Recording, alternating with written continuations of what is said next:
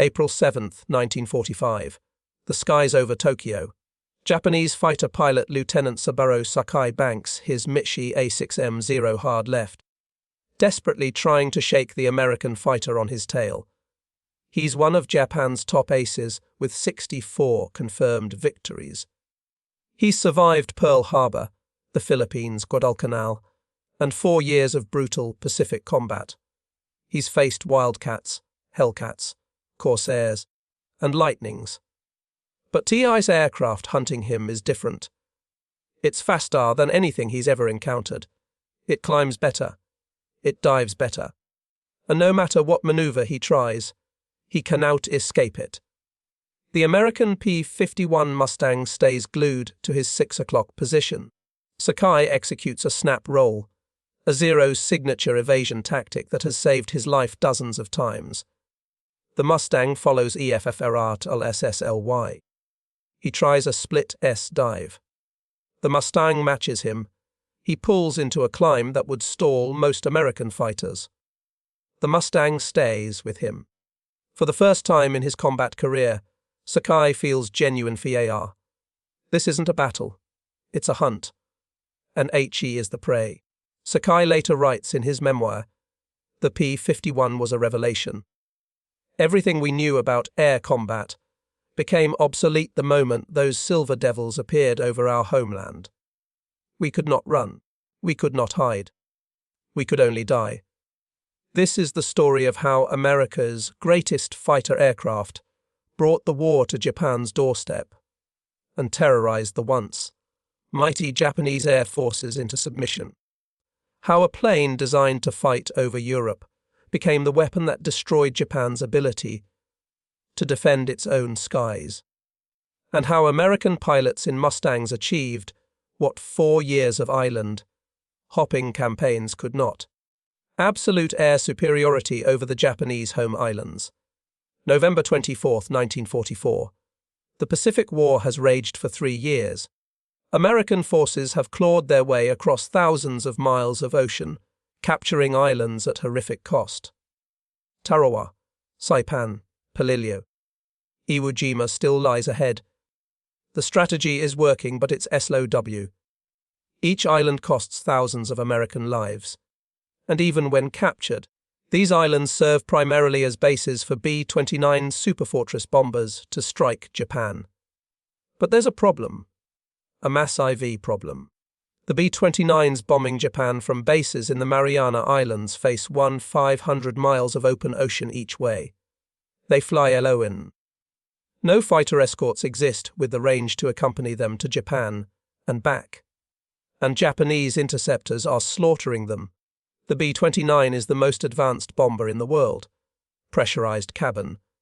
Remote-controlled gun turrets. Maximum speed of 350 miles per hour. Service ceiling of 33,600 feet. Each aircraft costs 639 ororov, more expensive than any military aircraft ever built. And Japanese fighters are shooting them down at an UNSUSTI and ABLE rate. Major General Curtis LeMay, commanding the 21st Bomber Command, watches his losses mount. September through November 1944, 147 B-29s lost or severely damaged. Not to mention the psychological toll on crews flying 7. Our missions over hostile territory with no fighter protection. The men are exhausted. Morale is plummeting. Something has to change. The answer arrives in December 1944, P-51D Mustangs. But there's a catch. The Mustang, designed for European combat, has a range of about 650 miles with drop tanks. The distance from Iwo Jima to Tokyo and back. 500 miles. It's barely feasible. And Iwo Jima is still in Japanese hands, costing American lives by the thousands to capture.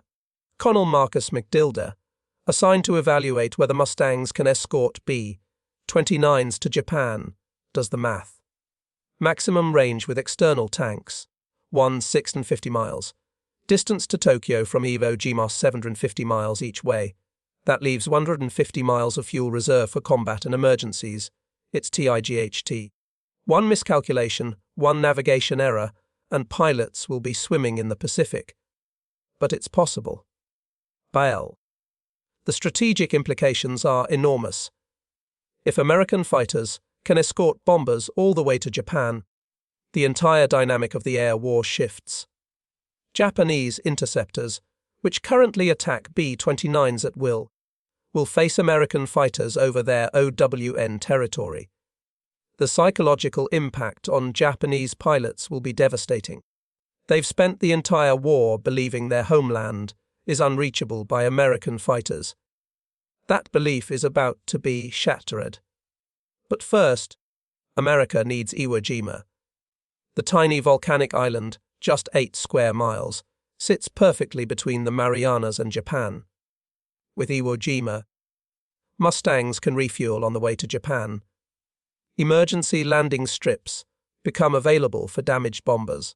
Combat air patrols can protect the B-29s throughout their missions. Without Iwo Jima, the Mustang's range makes escort missions possible, but dangerously marginal. February 19, 1945. Marines land on Iwo Jima. What follows is 36 days of the most brutal combat in the Pacific War. 21 Americans killed, 217 wounded. The entire Japanese garrison of 21,000 men fights to the death. But by March 26, Iwo Jima is in American hands, and the P-51 Mustang squadrons are already arriving. The aircraft carrier USS Anzio pulls into Iwo Jima's harbour on March 6. The island is fully secured. Aboard are 75 P-51D Mustangs of the 15th Fighter Group, disassembled and crated. Ground crews work around the clock, assembling them under sporadic Japanese mortar fire. By March 10th, the first Mustangs are operational. By April 7th, they're ready to escort B-29s to Tokyo. Let's talk about the aircraft that's about to change everything. The P-51D Mustang, empty weight 725 pounds, maximum takeoff weight with full fuel and ammunition 600 pounds. Power plant, Packard-built Rolls-Royce Merlin V1657 engine producing 490 horsepower. Top speed 437 miles per hour at 25,000 feet. Service ceiling 41,900 feet. Rate of climb 200 feet per minute. Armament 6. 50 caliber M2 Browning machine guns with 880 rounds total ammunition. But statistics don't capture what makes the Mustang special. It's the laminar, flow wing design that reduces drag and increases range. It's the bubble canopy providing 360-degree visibility, a fighter pilot's dream. It's the structural strength allowing dive speeds exceeding 500 miles per hour. And it's the reliability. The Merlin engine, built under license by Packard, runs smoothly for hundreds of hours between overhauls. Compare this to Japan's primary interceptor, the Mitsubishi A6M0, empty weight 3,704 pounds, maximum speed 331 miles per hour. Service ceiling 3,800 feet, rate of climb 500 feet per minute. Armament 2 20mm cannons and 2 7mm machine guns. On paper, the Zero isn't terrible, but by 1945 it's obsolete. The Mustang is 100 miles per hour faster. It climbs faster. It dives faster. And critically, it's far more durable. The Zero achieved its legendary maneuverability by sacrificing everything else. No armor protection for the pilot. No self-sealing fuel tanks. Light construction using thin aluminum that tears apart under sustained gunfire. In 1942, when American pilots didn't know how to fight Zeros, this was a winning formula. But by 1945, it's a death trap. American pilots have learned the Zero's weaknesses. Never turn with it. Never slow down. Use speed and altitude to dictate engagement terms. Dive on the Zero from above. Fire a burst. Extend away using superior speed. Climb back to altitude. Repeat. The Zero pilot can't pursue because his aircraft is too slow. He can't escape because the Mustang is too fast. He can only die. Japanese pilots know this, and they're terrified. April 7, 1945. The first long-range fighter escort mission to Japan. 107 P-51 Mustangs from the 15th and 21st Fighter Groups take off from Iwo Jima at dawn. Each aircraft carries two 110-gallon drop tanks and full ammunition. Their mission: escort 153 B-29 superfortresses to Tokyo and protect them from Japanese interceptors. Total flight time over 7 hours. It's the longest fighter escort mission attempted in the Pacific War. Captain James Varnell of the 15th Fighter Group leads his flight of 4 Mustangs at 22,000 feet. Below and ahead, the massive formation of B-29s stretches for miles. The bombers' contrails create a highway in the sky pointing directly to Tokyo. Varnell checks his fuel gauge. The drop tanks are nearly empty. He toggles the release. The tanks tumble away. Now he's flying on internal fuel. Range is limited. Every minute of combat burns precious gallons. If they encounter heavy Japanese resistance, some Mustangs won't make it home. As the formation crosses the Japanese coast at Choshi Peninsula, Varnell sees them. Dozens of Japanese fighters climbing to intercept. Zeros. Tojos. Franks. Every fighter the Japanese can scramble. This is their army. They're defending Tokyo itself, and they outnumber the Americans nearly 2-1. But numbers don't tell the whole story. Most of these Japanese pilots are Novi CES. Japan's experienced aces are dead, casualties of 4 years of attrition. The men climbing to meet the Americans have maybe 100 hours of flight time. Some have less than 50. They're poorly trained, flying obsolete aircraft against veteran American pilots in the finest fighter plane ever built. What follows isn't a battle. It's a mass ACRE. Varnell spots a formation of 6 Zeros climbing toward the bombers. He rolls his Mustang into a diving attack. His wingman follows. They hit the Zeros at over 400 miles per hour. Varnell lines up the lead Zero, fires a 2-second burst, and watches the Japanese fighter disbelief. His wingman gets another. The remaining Zeros scatter in panic. 2 try to dive away. The Mustangs follow easily, faster in the dive than the Zeros can manage. Both Japanese fighters are shot down within 30 seconds. All across the formation, the story repeats. Mustangs diving on Japanese fighters. Japanese fighters exploding, burning, falling. The few Japanese pilots with experience try to engage properly, using hit and run tactics, but they're overwhelmingly HLMD. For every experienced Japanese pilot, there are 5 Americans with comparable or better skills, flying superior aircraft. Lieutenant Colonel James Beckham of the 21st Fighter Group shoots down TRE Japanese fighters in 4 minutes. Captain Harry Krim gets 2. Lieutenant Kenneth Dahlberg damages 3 and destroys 1. The claims pile up.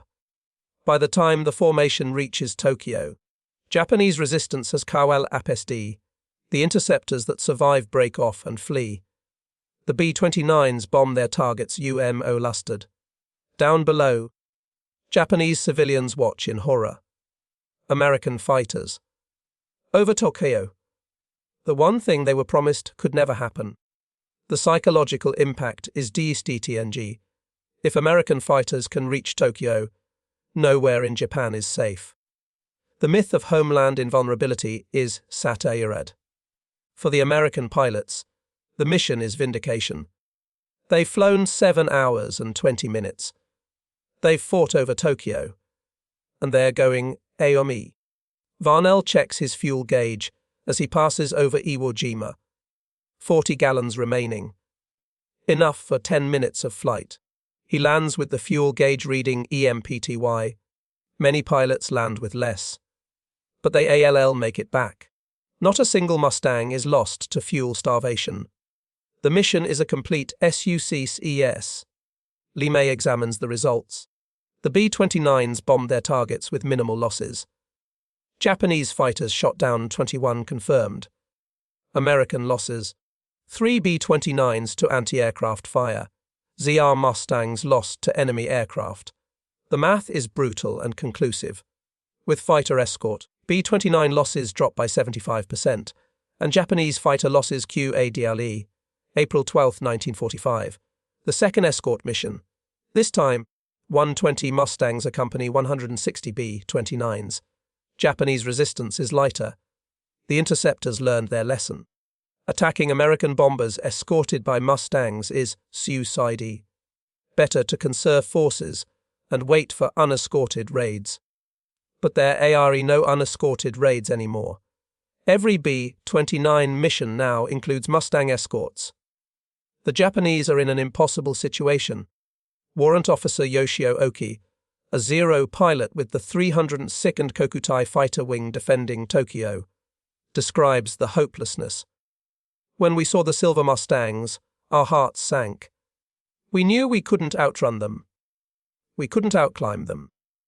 We could only hope to survive long enough to attack the bombers. But they wouldn't elite us. They pursued us relentlessly. I watched friends die every mission. By May, I expected to die too. We all did. This is the psychological destruction Mustang dominance creates. Japanese pilots fly K-9, they're going to die. Not suspecting. K-9 morale collapses. Pilots find excuses to abort missions. Mechanical problems that don't exist. Navigation errors that bring them back to base before contact with Americans. Some simply refuse to fly. The Japanese Air Force is breaking. May 1945. The escort missions continue. By now, American Mustangs have flown dozens of sorties over Japan. The kill ratio is ABSURD. For every American fighter lost, 12 Japanese aircraft are destroyed. And American pilots are getting CR-80 They're not just escorting bombers anymore. They're conducting fighter sweeps, hunting Japanese aircraft across the home islands. They're strafing airfields, destroying aircraft on the ground. They're attacking trains, ships, factories. Anything that moves. The strategic situation for Japan is hopeless. They cannot defend their own airspace. American bombers strike at will. And the Mustang pilots, they're having the time of their lives. Flying the finest aircraft ever built. Dominating the skies. Racking up kill after kill. Some pilots call it turkey shooting. It's not even close to a fair fight. Major Harry Krim describes it bluntly. By May, the Japanese barely fought back. They'd see us coming and royun. Sometimes they'd jettison their drop tanks and dive for the deck. Trying to escape, we'd follow them down and shoot them up. I almost felt bad for them. Almost. Then I'd remember Pearl Harbor and Bataan and we'd keep killing them. June 1945. The final months of the war. By now, American Mustangs have achieved what no one thought possible: total air supremacy over Japan. B-29s bomb Japanese cities day and night with impunity. Fire raids destroy entire urban centers. Tokyo, Osaka, Nagoya, Kobe. Millions of Japanese civilians are homeless. The country's industrial capacity is being systematically destroyed, and Japanese fighters can do no shing to stop it. The Japanese military tries desperate measures. They form Shimbutai units, special attack units designed to ram American bombers. Pilots volunteer for suicide missions, their aircraft stripped of weapons and loaded with explosives. They're supposed to crash into B-29s, trading one Japanese life for one bomber and its crew. It's a desperation tactic born of complete helplessness. But even suicide tactics fail against Mustang escorts. The Shimbutai pilots never reach the bombers. American fighters shoot them down long before they can ram anything. The strategy is a catastrophic failure. Japan loses pilots and aircraft for zero American losses. It's the final proof that Japan has lost the air war completely and irrevocably. Lieutenant Yasuhiko Kuro, assigned to a Shimbutai unit, later writes, "We knew we would die. That was accepted. But we hoped to take Americans with us, to make our deaths mean something. But the Mustangs gave us no chance. They killed us before we could get close to the bombers. Our sacrifice was wasted. We died for nothing." July 1945. American Mustangs are ranging across Japan at will. They're not just escorting bombers anymore. They're conducting armed reconnaissance missions, seeking targets of opportunity. A Japanese train, strafed. A military truck convoy, destroyed. A small coastal vessel, sunk. The Americans OWN the skies, and they use that ownership to strangle Japan's ability to wage war. The statistics tell the story. From April to August 1945, American P-51 Mustangs flying from Iwo Jima Fly 8 384 sorties over Japan. They claim 283 Japanese aircraft destroyed in air combat and another 148 destroyed on the ground. American losses: 91 Mustangs to AL causes. Combat, accidents, mechanical failure. The kill ratio is over 4:1, even counting non-combat losses. In pure air-to-air combat, it's closer to 10:1. But numbers don't capture the IMPACT. The presence of Mustangs over Japan destroys Japanese morale. Civilians see American fighters overhead and know the war is lost. Japanese soldiers realize their air force cannot protect them. Even Japanese leadership understands the strategic reality. Without air superiority, Japan cannot defend itself, cannot resupply its armies, cannot prevent the systematic destruction of its cities. The war is over. It's just a question of how many more must die before Japan admits it. The Mustang's dominance over Japan also has a direct impact on the invasion planning. Operation Downfall, the proposed invasion of Japan, is scheduled for November 1945. American planners expect HRFIC casualties. Estimates range from 500,000 to over 1 million American dead and wounded. The Japanese have over 2 million soldiers defending the home islands, backed by millions of armed civilians, prepared to fight to the death. But the Mustang's air supremacy changes the calculation. With total control of Japanese airspace, American ground forces will have unprecedented air support. Japanese troop movements, spotted and destroyed from the air. Japanese supply lines, interdicted. Japanese defensive positions, bombed into oblivion before American troops even land. The casualties will still be terrible, but perhaps not as catastrophic as initially feared. Then, on August 6th and 9th, 1945, everything changes. Atomic bombs destroy Hiroshima and Nagasaki. Japan surrenders on August 15th. Operation Downfall is cancelled. The invasion never happens. And the world never learns whether Mustang air supremacy would have made the difference in reducing invasion casualties. But the American pilots who flew Mustangs over Japan believe it would have. Captain James Varnell, who led one of the first escort missions in April, later says, "If we'd invaded Japan, our fighters would have made the difference. The Japanese couldn't move during daylight without being attacked from the air. We would have slaughtered their reinforcements. SLAG terrified them. The invasion would have been terrible, but we would have won." The Japanese perspective is different, but arrives at the same conclusion. Saburo Sakai, who survived the war despite facing American Mustangs repeatedly, writes, "If America had invaded Japan, our air force could not have stopped them. We had no answer to the P-51. None. Our pilots were too inexperienced. Our aircraft too obsolete. We would have fought bravely and died uselessly. The Mustang had already won the air war. An invasion would have simply proven it on the ground. The technical superiority of the Mustang over Japanese fighters was overwhelming, but it wasn't just about the aircraft. It was about the SYSTM. American pilot training was vastly superior. American pilots received 200–400 hours of flight instruction before combat. Japanese pilots by 1945, often less than 100 hours. American pilots practiced gunnery extensively. Japanese pilots, starved for fuel and ammunition, barely practiced at all. American pilots also had better tactics. 4 years of air combat had taught the U.S. Army Air Forces what worked and what didn't.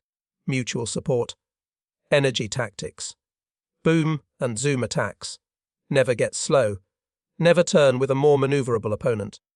Use your aircraft's strengths. American pilots flew smart. Japanese pilots, with minimal training and desperate circumstances, often flew BRVLY but stupidly.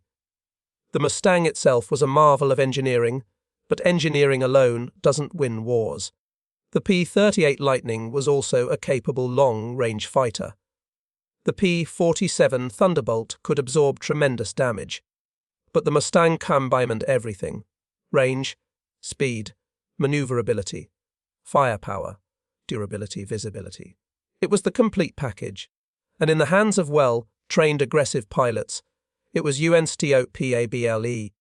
Compare the Mustang to modern fighter aircraft, and the parallels are striking.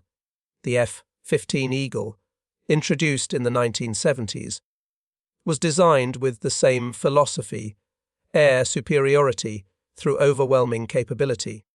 The F-15's combat record, over 100 victories with 0 losses in air combat, mirrors the Mustang's dominance. Both aircraft were designed to be the best, not just adequate. Both succeeded spectacularly. The psychological impact of the Mustang's dominance extended beyond just pilots. Japanese ground forces, looking up and seeing American fighters overhead constantly, felt ALPES. Civilians watched American aircraft flying unchallenged and knew the war was lost. Even Japanese leadership, reading reports of air battle, after air battle ending in crushing defeat, understood the strategic implications. Without air superiority, Japan could not win, could not even defend, could only delay the inevitable. After the war, captured Japanese documents revealed just how terrified Japanese forces were of American fighters. One training document from July 1945 instructs pilots: if you encounter the P-51 Mustang, avoid combat if possible. The Mustang is faster, climbs better, and has superior range. Our only advantage is maneuverability at low speed.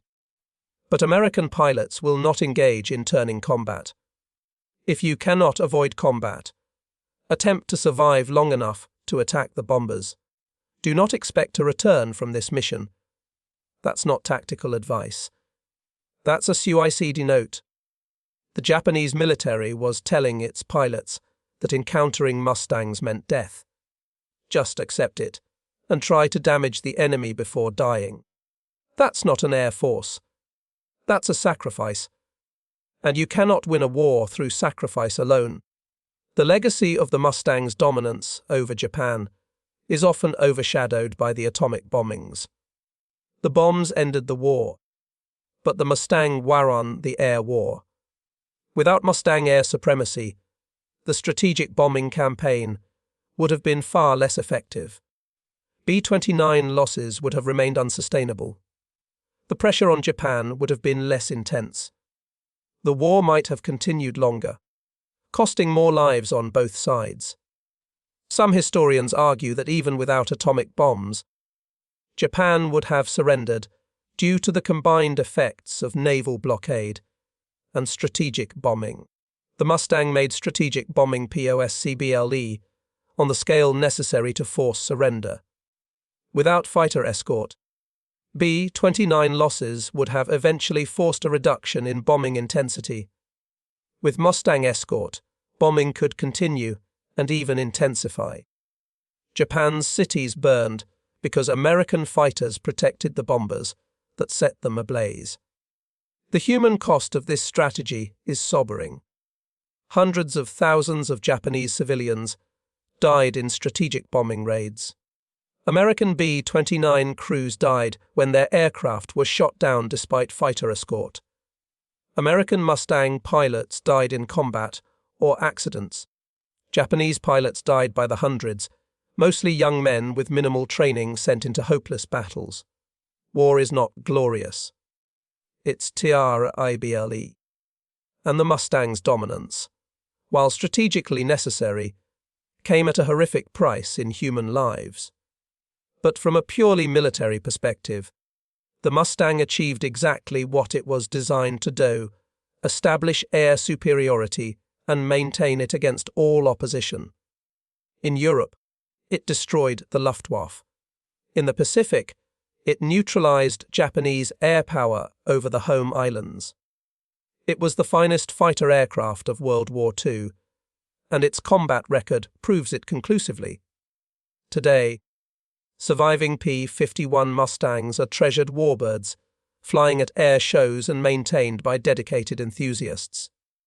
When a Mustang flies overhead, its distinctive Merlin engine sound is unmistakable. That sound, to a generation of World War II veterans, both American and Japanese, evoked very different emotions. To Americans, it meant hope, protection, victory. To Japanese, it meant fear, helplessness, defeat. If you found this story compelling, consider what it teaches us about technological superiority, training, and strategy in warfare. The best equipment matters, but only when combined with superior training and sound tactics. The Mustang was a great aircraft, but American pilots made it legendary. They took a tool and used it with devastating effectiveness. That combination of machine and man is what wins wars. Subscribe to this channel for more untold stories from World War II. Next week, we're examining the Battle of Okinawa and why it convinced American planners that invading Japan would cost over 1 million casualties. You won't want to miss it. Leave a comment. What other Pacific War stories should we cover? What battles or campaigns deserve deeper examination? Your suggestions drive our content. And remember the lesson of the Mustang over Japan. Technological superiority matters. Training matters. Strategy matters. But most of all, the ability to use those advantages decisively is what separates victory from defeat. The Americans had all three in 1945. Japan had none. The result was inevitable. Thanks for watching.